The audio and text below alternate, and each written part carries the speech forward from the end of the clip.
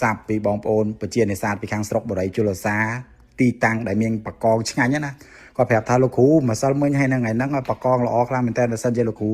ចង់បានហូបឬក៏មានម៉ួយលោកគ្រូដែលចង់បានណាលោកគ្រូមកយកស្អែកតល់មកល្អខ្លាំងមែនតើហើយខ្ញុំបងប្អូនមករយៈមុនខ្ញុំទេសួរគាត់ព្រឹកល្ងាចអត់មានបកងទេគាត់ថាអត់សូវសម្បូរលោកគ្រូមកនាំខាតសាំងឡានទេឥ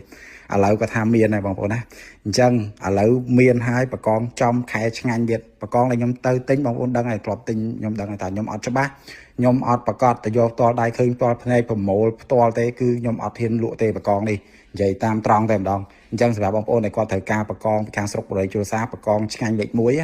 ឥឡូវគឺធំណាបងប្អូនហើយបកងខួរពេញជាងបកងដែលខ្ញុំកំពុងកាត់ហ្នឹងទៀតដោយថាឆ្នាំនេះខ្ញុំរៀបគម្រោងក្នុងការលក់ហ្នឹងតាំងពីខែ9ហើយវីដេអូនេះខ្ញុំថតតាំងខែ9ណាតាំងពីបកងនៅរៀងតូចឥឡូវនេះ4-5 គីឡូហើយបងប្អូនអាលេខ1បងប្អូនដែលត្រូវការបកងឆ្ងាញ់សាច់ស្វិតល្អខួរពេញណែនខែហ្នឹងហើយបងប្អូនខែហ្នឹងពេញឆ្ងាញ់ហើយដូចគាត់ថាអញ្ចឹងសង្ស័យតែចប់ពីវគ្គឥឡូវនេះសង្ស័យតែអត់មានទឹកវាស្រកលឿនឬក៏ផុសអំណាអត់បានទេបងប្អូនហើយវីដេអូនេះគឺដោយសារខ្ញុំដាក់វីដេអូនេះគឺដោយសារខ្ញុំធ្លាប់បានមានបងប្អូនសួររឿងទឹកជ្រលក់គាត់ថាសារឃើញអាបកងដែលខ្ញុំអប់ជាមួយនឹង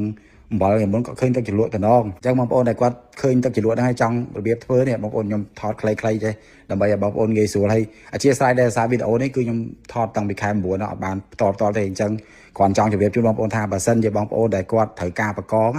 ស្អែកបងប្អូនធ្វើការកក់ហើយខ្ញុំប្រហែលជាលក់តែម្ដងហ្នឹងទេក្នុងមួយឆ្នាំនេះកុំឲ្យដាច់មួយឆ្នាំក្រោយបងប្អូនណាអញ្ចឹងឥឡូវគឺទៅទិញមួយជើងហើយមានតែប៉ុណ្្នឹងទេអញ្ចឹងសម្រាប់បងប្អូនយើងដែលគាត់ត្រូវការស្អែកនេះបកងល្អបងប្អូនណាខ្ញុំទៅគាត់ទេមកប្រាប់ថាល្អគឺប្រកាសជាល្អ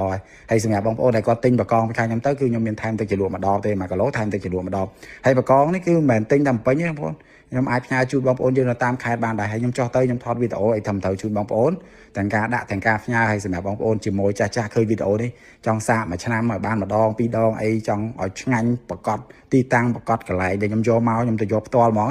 បងប្អូនកក់ស្អែកខ្ញុំធានាជូនបងប្អូនស្អែកខ្ញុំទៅយកផ្ទាល់ខ្លួនឯងម៉ោងប្រហែលជា1គឺមកដល់ពេញវិញយ៉ាងយូរម៉ោង5 ភ្លឺគឺខ្ញុំដល់ទីតាំងប្រមូលហើយខ្ញុំទៅឈរទិញថាបានប្រហែលត្រឹមម៉ោង10យើងកំណត់គ្នាអញ្ចឹងសម្រាប់បងប្អូនដែលគាត់ត្រូវការបកងអាចធ្វើការកក់បានក្រុមការងាររបស់យើងនឹងតបបងប្អូនដល់ម៉ោង10យប់នេះតែម្ដងអរគុណច្រើនជួប